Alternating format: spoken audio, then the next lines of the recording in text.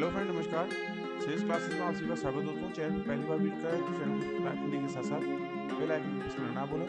दोस्तों, maths pedagogy का यह चौथा वीडियो लेक्चर है जो आपके सीटेट 2022 के लिए बहुत ही ज़्यादा महत्वपूर्ण होने वाला है, क्योंकि दोस्तों इसमें मैक्सिमम क्वेश्चन आपके प्रीवियस ईयर से हैं जो आपका एग्जाम पॉइंट ऑफ व्यू से बहुत ज़्यादा महत्वपूर्ण होने वाला है। ठीक है दोस्तों, सीधे चलते हैं हम लोग प्रश्न की। ज़्यादा देर न करते हुए दोस्तों, वीडियो अच्छा लगे तो वीडियो को लाइक करिएगा एवं अपने दोस्तों में इसको शेयर भी करिएगा। ठीक है, पहला प्रश्न देखिए उसने क्या करा है।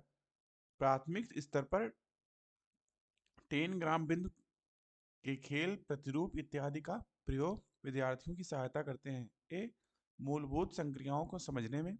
बी, स्थानिक समझ की योग्यता में वृद्धि के लिए। सी, संख्याओं की तुलना का बोध विकसित करने में। या डी, परिकलन कौशलों के संवर्धन में। बताना है तो राइट आंसर कौन सा होगा। तो दोस्तों बी ऑप्शन आपका बिल्कुल राइट होगा। दोस्तों, प्राथमिक स्तर पर 10 ग्राम बिंदु का खेल, प्रतिरूप इत्यादि का प्रयोग स्थानिक समझ की योग्यता में वृद्धि के लिए विद्यार्थियों की सहायता ये करते हैं। ठीक है, इस हिसाब से बी ऑप्शन आपका इस क्वेश्चन के लिए बिल्कुल राइट होगा। ठीक है, चलते हैं नेक्स्ट क्वेश्चन की ओर। दूसरा क्वेश्चन देखिए क्या कर रहा है। निम्नलिखित में से कौन सा प्राथमिक स्तर पर गणित शिक्षण की पाठ्यचर्या में अपेक्षाओं के साथ मेल नहीं खाता। ए, भिन्न को पूर्ण के अंश के रूप में प्रदर्शित करना तथा सरल भिन्नों को व्यवस्थित करना। बी, वर्गीकृत आंकड़ों के निरूपण का विश्लेषण करना तथा निष्कर्ष निकालना। सी, दैनिक जीवन की तार्किक कार्य प्रणाली तथा गणितीय सोच के बीच संयोजन का विकास। डी, मानक परिकलन प्रणाली से संख्या संबंधी संक्रियाओं के करने में भाषा और प्रतीक चिन्हों का विकास। बताना है दोस्तों राइट आंसर कौन सा होगा। दोस्तों बी ऑप्शन आपका इस क्वेश्चन के लिए बिल्कुल राइट होगा। दोस्तों, वर्गीकृत आंकड़ों के निरूपण का विश्लेषण करना तथा निष्कर्ष निकालना प्राथमिक स्तर पर गणित शिक्षण की पाठ्यचर्या अपेक्षाओं के साथ मेल नहीं खाता। इस हिसाब से बी ऑप्शन आपका इस क्वेश्चन के लिए बिल्कुल राइट होगा। ठीक है, चलते हैं नेक्स्ट क्वेश्चन की ओर। तीसरा क्वेश्चन देखिए क्या कर रहा है। गणित की शिक्षा का मुख्य ध्येय है। ए, ज्यामितीय के प्रमेयों और उनके प्रमाणों का स्वतंत्र रूप से सृजन करना। बी, विद्यार्थियों को गणित समझने में सहायता करना। सी, उपयोगी क्षमताओं को विकसित करना। या डी, बच्चों की गणितीय प्रतिभाओं का विकास करना।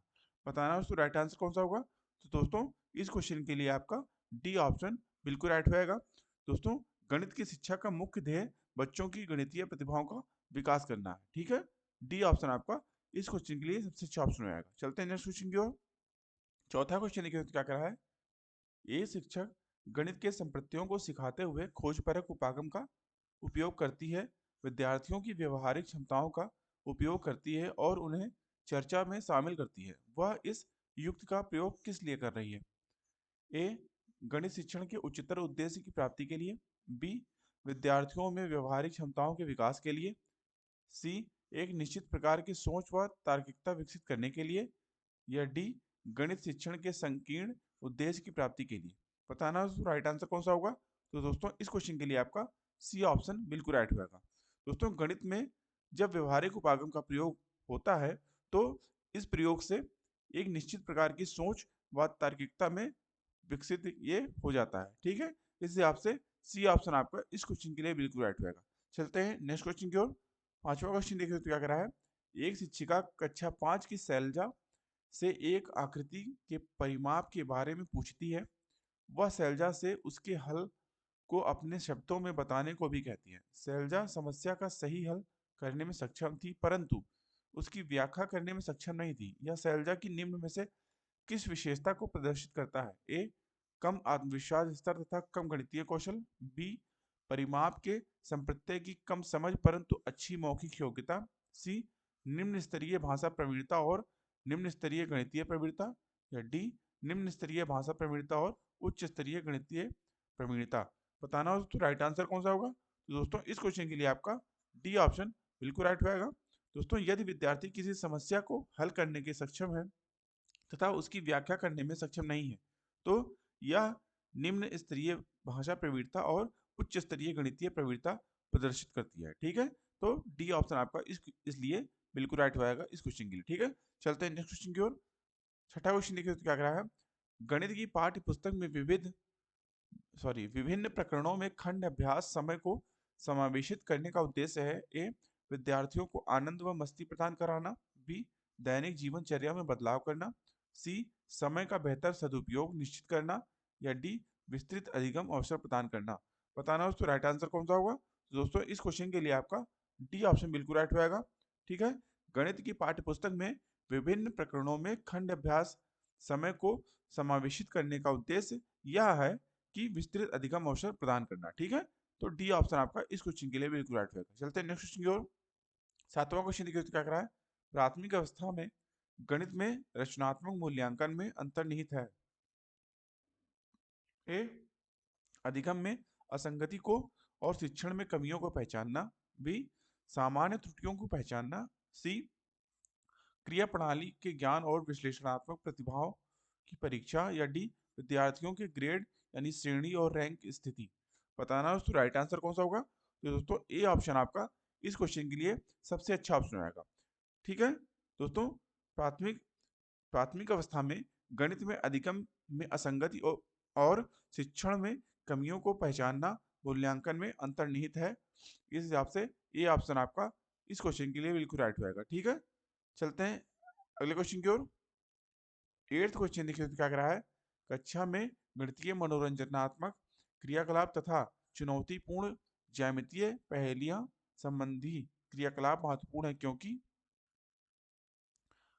ए वे गणित में कम सफल शिक्षार्थियों तथा मंद गति से सीखने वाले शिक्षार्थियों में रुचि उत्पन्न करने में सहायक होते हैं। बी वे विद्यार्थियों को उनकी गणित कक्षा की एकरूपता तथा दैनिक चर्या के कारण होने वाली ऊब से बाहर लाते हैं। सी वे प्रतिभाशाली शिक्षार्थियों को उचित अवसर प्रदान करते हैं। या डी वे प्रत्येक शिक्षार्थी की स्थानिक व विश्लेषणात्मक योग्यता के संवर्धन में सहायक है। बताना दोस्तों राइट आंसर कौन सा होगा। तो दोस्तों इसलिए आपका इस क्वेश्चन के लिए आपका डी ऑप्शन बिल्कुल राइट होगा। ठीक है दोस्तों, कक्षा में गणितीय मनोरंजनात्मक क्रियाकलाप तथा चुनौतीपूर्ण ज्यामितीय पहेलियां संबंधी क्रियाकलाप महत्वपूर्ण है क्योंकि वे प्रत्येक शिक्षार्थी की स्थानिक व विश्लेषणात्मक योग्यता के संवर्धन में सहायक है। ठीक है, इस हिसाब से डी ऑप्शन आपका इस क्वेश्चन के लिए बिल्कुल राइट होगा। ठीक है, चलते हैं नेक्स्ट क्वेश्चन की ओर। 9th क्वेश्चन देखिए क्या कह रहा है। वैदिक गणित आजकल विशेष रूप से प्राथमिक विद्यालय के बच्चों में बहुत लोकप्रिय होता जा रहा है। इसका प्रयोग निम्नलिखित में से किसके विकास संवर्धन में होता है। ए विद्यार्थियों की गणित में परिकलन प्रक्रिया की समझ। बी विद्यार्थियों की गणित में समस्या समाधान कौशल। सी विद्यार्थियों की गणित में एकाग्रता। या डी गणित में गणना की कौशल तथा गति। बताना दोस्तों राइट आंसर कौन सा होगा। तो दोस्तों डी ऑप्शन आपका इस क्वेश्चन के लिए बिल्कुल राइट होगा। ठीक है, वैदिक गणित का प्रयोग गणित में गणना के कौशल तथा गणित के विकास में सहायक होता है। ठीक है, इस हिसाब से डी ऑप्शन आपका इस क्वेश्चन के लिए बिल्कुल राइट होगा। चलते हैं नेक्स्ट क्वेश्चन की ओर। 10th क्वेश्चन देखिए क्या कर रहा है। आकांक्षा गणित की एक अच्छी अध्यापिका बनना चाहती है। गणित की अच्छी अध्यापिका के लिए आवश्यक है कि उनके पास ए अच्छा संप्रेषण कौशल तथा बंद अंत वाले प्रश्नों का अच्छा ज्ञान होना चाहिए। बी गणितीय विषय वस्तु को वास्तविक जीवन से जोड़ने के लिए अवधारणात्मक ज्ञान समझ और योग्यता होनी चाहिए।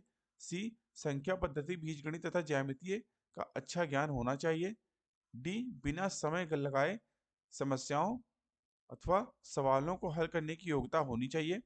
बताना दोस्तों राइट आंसर कौन सा होगा। तो दोस्तों इस क्वेश्चन के लिए आपका बी ऑप्शन बिल्कुल राइट होगा। गणितीय विषय वस्तु को वास्तविक जीवन से जोड़ने के लिए अवधारणात्मक ज्ञान समझ और योग्यता होनी चाहिए, इसलिए बी ऑप्शन आपका इस क्वेश्चन के लिए बिल्कुल राइट होगा। चलते हैं नेक्स्ट क्वेश्चन की ओर। 11वां क्वेश्चन देखिए क्या कह रहा है। एक अध्यापिका अपनी कक्षा में गुणा को बार बार किए किए एस जाने वाले जोड़ के रूप में बता रही है। उसके बाद समान संख्या की वस्तुओं का समूहन कर गुणा के रूप में बताती है। तत्पश्चात चिन्ह x से परिचित कराती है तथा अंत में गुणनफल पता करने के लिए आड़ी तिरछी रेखाओं अथवा माचिस की तीलियों की सहायता से एक छोटा क्रियाकलाप कराती है। यहाँ अध्यापिका कर रही है। ए गणित में कम सफल बच्चों के लिए उपचारात्मक युक्तियां प्रदान करना। बी कक्षा को आनंददायी बनाने के लिए तरह तरह के प्रस्तुतिकरण। सी मूर्त से अमूर्त संप्रत्यय की ओर के रूप में एक पाठ का विकास। डी विभिन्न अधिगम शैलियों वाले शिक्षार्थियों का अध्ययन करना। बताना दोस्तों राइट आंसर कौन सा होगा। दोस्तों इस क्वेश्चन के लिए आपका सी ऑप्शन बिल्कुल राइट होगा। ठीक है दोस्तों, इस प्रकार की प्रक्रिया का अर्थ गणित को भौतिक जीवन से जोड़कर वह मूर्त से अमूर्त संप्रत्यय की ओर के रूप में एक पाठ को विकसित करना है। ठीक है, इस हिसाब से D option sorry C option आपका इस क्वेश्चन के लिए बिल्कुल राइट होगा। ठीक है, चलते हैं नेक्स्ट क्वेश्चन की ओर। 12वां क्वेश्चन देखिए क्या कह रहा है। राष्ट्रीय पाठचर्या की रूपरेखा 2005 के अनुसार विद्यालयों में गणित शिक्षण का संकीर्ण उद्देश्य है ए रैखिक बीजगणित से संबंधित दैनिक जीवन की समस्याओं की शिक्षा, बी संख्यात्मक कौशलों का विकास, सी बीज गणित बढ़ाना, डी परिकलन व मापन बढ़ाना। बताना हो तो राइट आंसर कौन सा होगा। तो दोस्तों इस क्वेश्चन के लिए आपका बी ऑप्शन बिल्कुल राइट होगा, संख्यात्मक कौशलों का विकास। ठीक है, चलते हैं नेक्स्ट क्वेश्चन की ओर। 13वां क्वेश्चन देखिए तो क्या कह रहा है।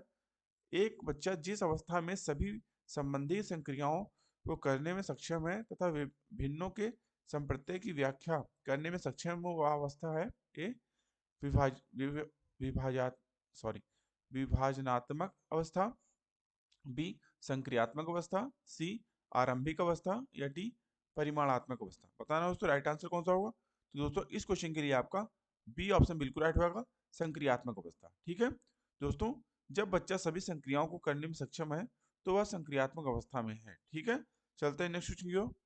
14वां क्वेश्चन देखिए उसका क्या कह रहा है। आकृतियों की इकाई की से अध्यापक विद्यार्थियों से आकृतियों के उपयोग की सहायता से किसी भी चित्र की रचना करने के लिए कहता है। इस क्रियाकलाप से निम्नलिखित में से कौन सा उद्देश्य प्राप्त किया जा सकता है। ए अनुप्रयोग, बी ज्ञान, सी समझ या बोध, डी रचना या सृजन। बताना उसको राइट आंसर कौन सा होगा। तो दोस्तों इस क्वेश्चन के लिए आपका डी ऑप्शन बिल्कुल राइट होगा, रचना या सृजन। दोस्तों आकृतियों के उपयोग की सहायता से चित्र बनाना रचना या सृजन कहलाती है। ठीक है, चलते हैं नेक्स्ट क्वेश्चन की ओर। और दोस्तों ये इस वीडियो लेक्चर का लास्ट क्वेश्चन है। कक्षा 4 का छात्र अर्जुन संख्या प्रणाली से संबंधित सभी प्रश्नों का उत्तर मौखिक रूप से दे सकता है, परंतु संख्या प्रणाली पर आधारित समस्याओं की हल लिखने में गलतियां करता है। लिखने में उसकी त्रुटियों को सुधारने के लिए सबसे अच्छे उपचारात्मक तकनीकी है। ए उसे 10 अभ्यास परीक्षाएं देना, बी वास्तविक जीवन के अनुभवों को गणितीय संकल्पनाओं के साथ संबंधित करना, सी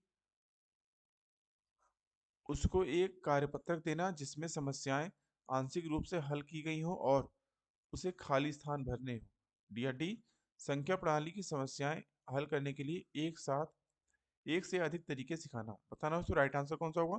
तो दोस्तों इस क्वेश्चन के लिए आपका सी ऑप्शन बिल्कुल राइट होगा। ठीक है, यदि छात्र मौखिक रूप से बता रहा है परंतु समस्या हल करने में असमर्थ है तो इसकी सबसे अच्छी उपचारात्मक तकनीकी यह है कि उसको एक कार्यपत्र देना जिसमें समस्याएं आंशिक रूप से हल की गई हो और उसे खाली स्थान भरने हो। तो दोस्तों इस हिसाब से सी ऑप्शन आपका इस क्वेश्चन के लिए बिल्कुल राइट होगा। तो दोस्तों अभी के लिए इतना ही। आशा करता हूँ आपको वीडियो अच्छा लगा होगा। दोस्तों वीडियो अच्छा लगा तो वीडियो को लाइक करिए एवं आपने अगर अभी तक हमारे चैनल को सब्सक्राइब नहीं किया है तो प्लीज़ हमारे चैनल को सब्सक्राइब करिए एवं बेल आइकन भी ऑन कर लीजिए, जिससे हमारे चैनल पर आने वाले सभी प्रकार के वीडियोस की नोटिफिकेशन आपको टाइमली मिलते रहे। अभी की वीडियो को देखने के लिए आप सभी का बहुत बहुत धन्यवाद। मिलते हैं दोस्तों नेक्स्ट वीडियो लेक्चर में, तब तक के लिए थैंक यू, जय हिंद।